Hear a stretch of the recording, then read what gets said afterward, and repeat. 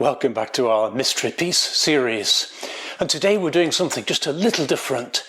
You'll recall that normally I play a piece and then you try to identify what it is, or at least to identify the genre and the period, and maybe a guess at the composer.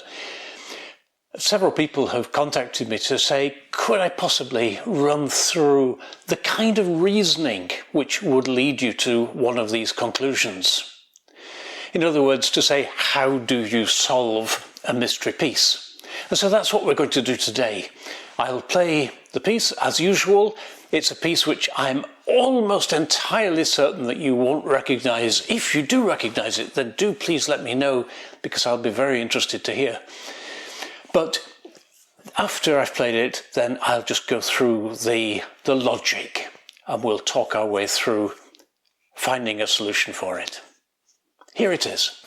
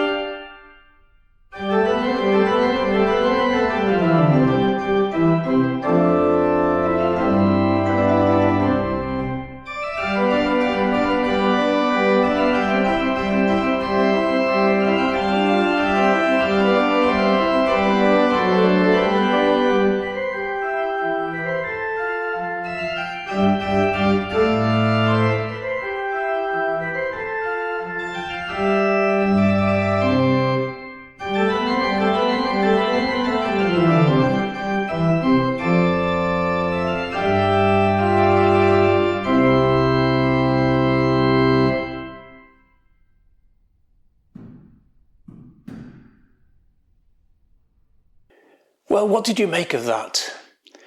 As I say, I'm fairly certain that you won't have heard it before. So what kind of logic can we use to identify the period and maybe put a guess at the composer? Well, first of all, I think it's safe to say that that piece has to be 18th century. It couldn't possibly have been written before the 18th century, and yet there's something about it which says that it wasn't certainly any later than the 18th century, unless it was a deliberate pastiche, but I wouldn't do that to you.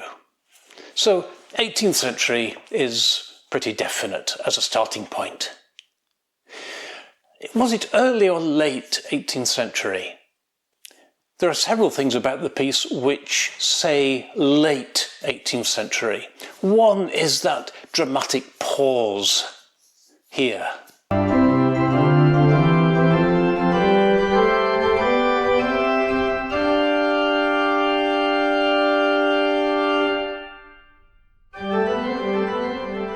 There are a few other things as well, like when the composer lands on these unprepared second inversions, which are possible in the earlier 18th century, but a little unlikely.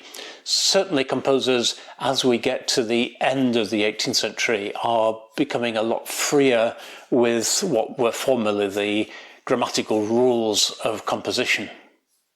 But just at a rough guess, we're looking at a piece which is post-Baroque, but isn't really romantic.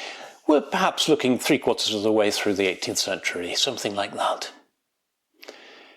How about nationality? That's a little bit more complicated.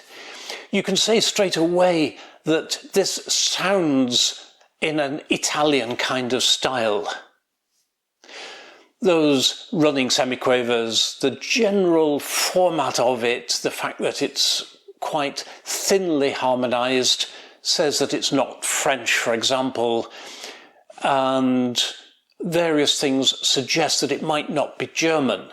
The things which I would say argue against it being German are that although it's a reasonably long piece, nevertheless, and it is obviously for 2 manuals, it nevertheless doesn't use the pedals. A German composer, yes, German composers wrote organ music obviously for manuals only, but if they were writing something a little bit substantial and which used more than 1 manual, then the balance of probability is that they would have used the pedals as well, and probably the whole harmonic texture would have been just a little bit thicker, also with German music. As I say, it sounds very Italian, so Italy is definitely a possibility for this piece. There are a number of pre-classical composers in Italy who were writing this kind of fast-moving piece. Where else is there? Well, England is another possibility, because the English style was very, very influenced by Italian music. Italian music was the kind of pop music of the era, and there is a particular genre of English music which is in the period after John Stanley, which sounds very much like this. If you trawl through the manuscripts in the libraries, you'll find dozens of pieces, usually optimistically and incorrectly attributed to William Boyce, which sound a little bit like this piece. The fact that it is without pedals also argues a little bit in the direction of an English composer. So if I were making a wild guess at this, I would suggest England as the likeliest candidate for this music, with Italy in second place. And if I were to guess at a composer, I mean, obviously I'm cheating here because I know perfectly well what it is. If I were to guess at a composer, I wouldn't really be able to come up with a definite candidate. Maybe one of the Wesleys, or even Matthew Cammage, or somebody like that. Somebody with a slightly conservative bent, but it doesn't sound quite like any of those. So I would be a little bit stumped to find a composer for this piece. In the event we can reveal what it is, I would have been half right. The composer was actually German, but living in England. The composer is somebody that you've definitely heard of, but you might not initially associate them with being a composer, and that is William Herschel, the astronomer.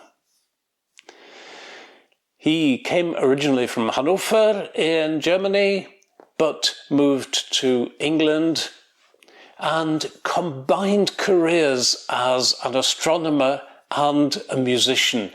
He was organist in, I think, Bradford or somewhere like that, and then moved in about the 1760s to be organist of the Octagon Chapel in Bath, and made quite an impression there as a musician and as an organist. This particular piece, the reason why I doubt very much that you know it, is that I've copied this piece from a manuscript in the collection of the late Susie Jeans. If you want the story of how I came to copy this manuscript, I wrote about it in a book, which I'll link in the comments underneath. So far as I know, the piece has never been published. It may have been published in later years without me knowing about it, but I don't actually know where the manuscript is anymore since Susie Jeans died. But if you have heard it, if you have seen this music, if it is in print somewhere, then do please let me know, because I'd be very interested. But it's just this little freestanding movement, just simply entitled Allegro, a kind of little sonata movement, and it's a very attractive piece in its way. So I hope you enjoyed it, and that next time we have a mystery piece, then you can work through it along those same sort of lines, and perhaps you will identify it more successfully than I would have done in this particular case.